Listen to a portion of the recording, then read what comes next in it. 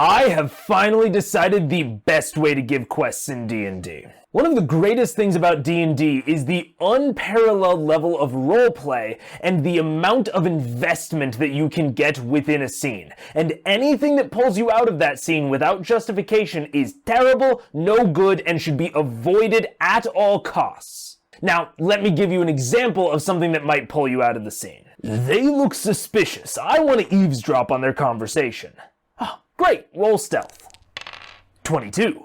Awesome, you hear them talking about an illegal magic item deal going down about 2 days from now. In this interaction, the DM might as well stand up, reach out from behind the screen to you, the player, not your character, and just hand you a little scrap of paper with the quest on it. Just like the courier in Skyrim. I've been looking for you. Got something I'm supposed to deliver. Your hands only. Got to go. So, what's a better option? Well, it's actually simple. Never let your party know what is or isn't a quest hook. Hide all of your quests within otherwise innocuous descriptions of the scene, the smells, the landscape, the conversations. It will involve you describing likely more than you're used to, but I guarantee that the benefits of this are so worthwhile. It will feel so much more real and immersive from both sides. When they hear something and look into it and it turns out to be totally normal, or when a quest comes up later and they remember, oh my gosh, that thing that we smelled on the way into the city, or that seemingly benign conversation that we heard. All of it makes it feel like there's more to your world than meets the eye. Now I'll give the same scene from earlier, but in this style. They look suspicious. I want to eavesdrop on their conversation. Great, roll stealth. 22.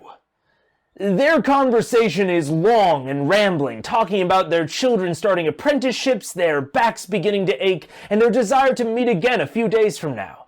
Despite the benign conversation, the taller man looks slightly distressed as the conversation goes on, and hurriedly excuses himself from the conversation while rushing away.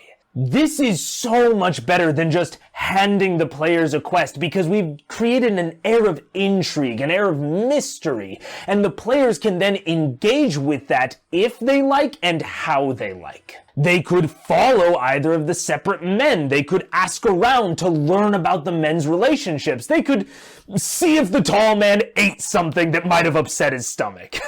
If this is a planned quest, this gives you the opportunity to slowly feed them clues in the exact same way as they look into it more and more. And if it's improvised, this essentially lets you build the quest with input from the players. They are naturally going to inquire into the things that they're interested in, and that gives you the best direction to go with your improv.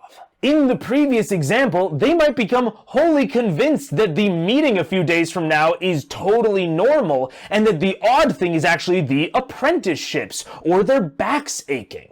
This brings a whole new array of options to you as a DM, being able to bring the player's direction and desires into actually feeding the quest to them. And if they aren't interested in this at all, even better. Now you haven't broken the moment by handing them a quest that they didn't care about anyways.